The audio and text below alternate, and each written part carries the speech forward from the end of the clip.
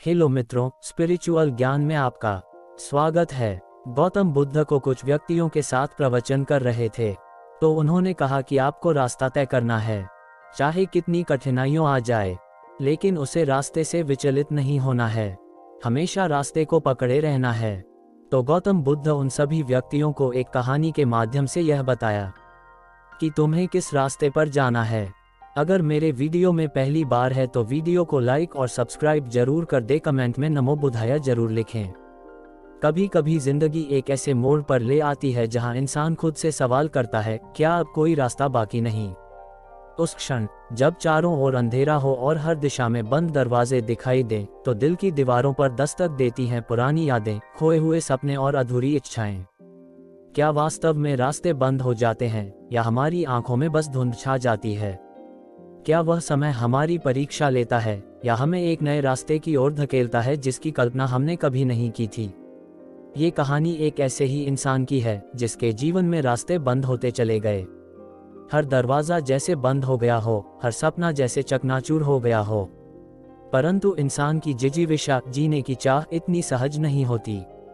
वह हार मानने वालों में से नहीं था। हम इस कहानी में देखेंगे कि जब जिंदगी ने हर ओर से उसे घेर लिया, तब उसने कौन सा रास्ता चुना। क्या उसने हार मान ली, या उसने उस रास्ते को खोज निकाला जिसे कोई नहीं देख पा रहा था?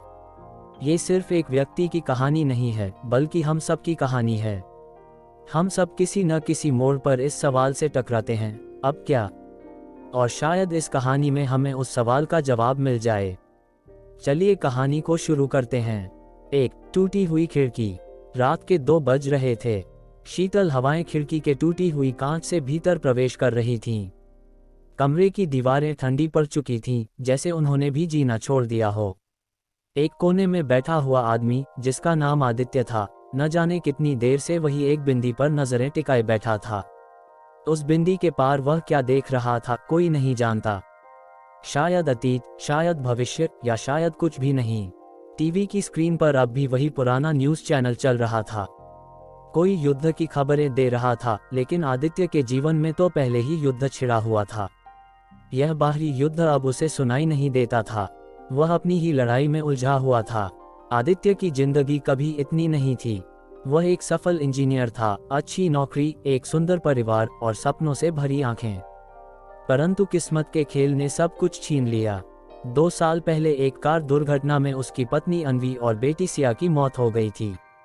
उस दिन के बाद से जैसे समय थम गया।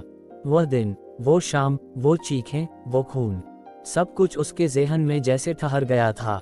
हर रात उन यादों की परछाइयों में खो जाता और हर सुबह एक खालीपन में जागता। रास्ते जो बंद होते गए। दुर्घटना के बाद आदित्य की नौकरी भी छूट गई। वह काम पर लौट नहीं सका। मन का दर्द, शरीर की थकावट बन गई थी। दोस्तों ने समझाने की कोशिश की, लेकिन वह खुद से भी बात करना भूल गया था। धीरे धीरे सब पीछे छूटते गए। लोग आए, सहानुभूति जताए और चले गए। किसी को क्या पता कि सहानुभूति से पेट नहीं भरता और न ही उससे टूटी आत्मा जुड़ती है। अब उसके पास कुछ नहीं बचा था, न पैसा, न लोग, और न ही जीने की वजह। हर दिशा में बस दीवारें थीं, अंधकार से भरी दीवारें। अध्याय 3, एक अजनबी की चिट्ठी। आदित्य उसी कमरे में पड़ा था जहां हर दिन उसकी बेचैनी के साथ बीतता था। लेकिन उस दिन कुछ अलग हुआ। दरवाजे पर दस्तक हुई। बहुत दिनों बाद कोई उसकी चौखट पर आया था। आदित्य ने भारी कदमों से दरवाजा खोला। बाहर कोई नहीं था, बस जमीन पर एक चिट्ठी पड़ी थी। उसने चिट्ठी उठाई। पुराने कागज पर लिखा एक छोटा सा संदेश।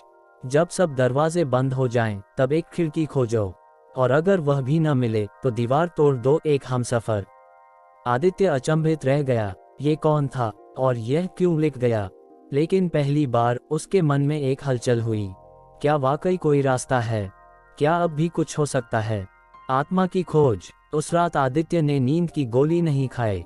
वह खिड़की के पास बैठा रहा, वही टूटी हुई खिड़की जिससे हवा आती थी, पर आज उसे रोशनी दिखाई दी। वह चिट्ठी पढ़ता रहा, बार बार। अगले दिन उसने पहली बार घर से बाहर कदम रखा।